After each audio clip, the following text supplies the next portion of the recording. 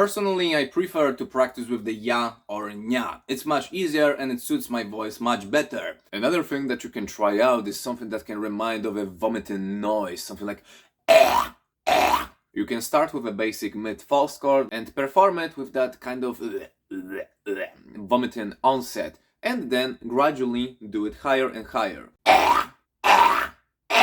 Now let's get back to the ya and nya. You can also test how high you can go without losing the comfort. Nya nya nya. Nya nya nya. Nya nya nya. Nya nya nya. Nya nya nya. Nya nya nya. Nya nya nya. Nya nya nya. Nya nya nya. Nya nya nya. Ya ya ya. Ya ya ya. Ya ya ya.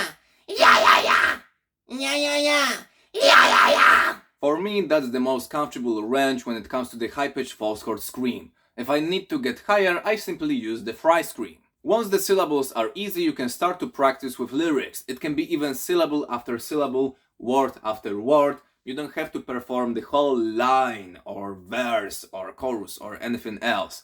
Do it step by step and you will gradually become better and better. While practicing with my students, I also observe that shaping certain vowels or syllables and words towards the ya syllable helps to sustain the highest possible level of comfort and quality of the scream. Beside the ya, also something like yi can be helpful. The most basic example that I can think of right now is song Pray for Place, especially the first line, like she starts her new diet or something. The pronunciation of the first words is modified for the needs of the higher pitch and brighter sound color. It's also a bit softer, so it's not like she starts a new diet or something like this. It's more like she starts a new diet. She starts a new diet. It's softer, it's blurry, it's brighter, and it's much easier to reach a very high-pitched and sharp sound of the scream. Besides Bring Me the Horizon and their earlier stuff, you can also check out the vocals by Mitch Lacker from the Suicide Silence. You can analyze the way how Mitch is screaming, how he's pronouncing words,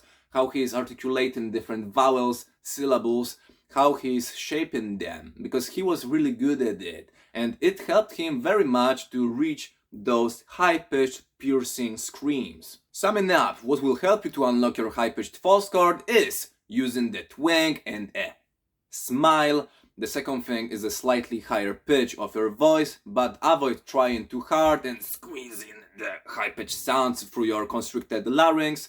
Medium high pitch will be totally enough. If your voice is naturally higher, you can go really high and not lose the comfort, but simply avoid trying too hard. And the last thing is a bit blurry and much softer pronunciation, like nya nya nya instead of na na na. All of those elements combined together in a balanced way will result in creating a nice high-pitched false chord scream sound. Alright, thank you for the practice, have a great day and see you around in the next video.